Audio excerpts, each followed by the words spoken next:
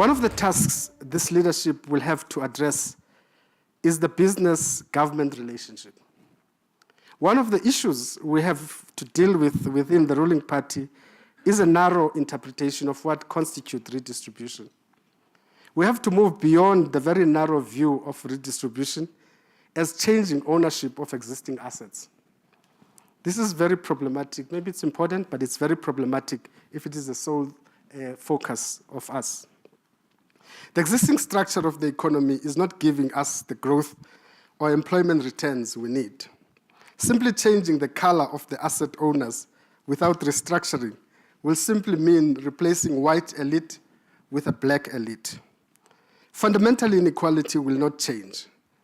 What we should rather be focusing on is creating new wealth, new assets, and making sure that previously dispossessed get an increasing share in this new wealth.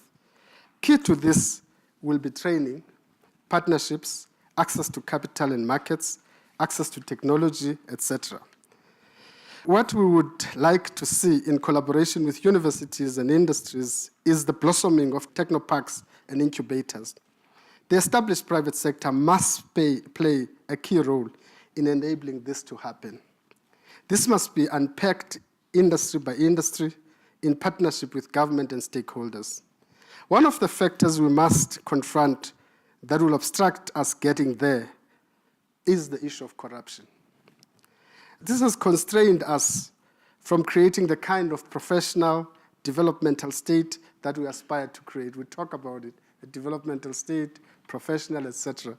But I think corruption has played a big role in preventing us from reaching that. Certainly, it is driving this asset-grabbing mindset that we need to allay. Because I think there's a growing asset-grabbing mindset sweeping through our country at a very fast pace. Unfortunately, that kind of mindset has probably, in many instances, no impact on growth or inclusive growth, no impact on reducing inequality. It is just about propping out an elite. Business has a core role in keeping its members ethical through peer reviewing mechanisms, monitoring and reporting. Fighting corruption cannot be just a government's job. And I think sometimes we think it is. It can be. The fact that corruption is being engaged with so robustly gives us hope for the future. We have robust institutions, vibrant media, and strong and dynamic civil society. But the big lesson we have learned from history is that where rent-seeking is primary source of wealth creation, institutions will always be under threat and vulnerable. So we have to change the focus. At the moment, at the core of our wealth creation strategy is rent-seeking. As long as that's the case, the institutions remain pretty much vulnerable.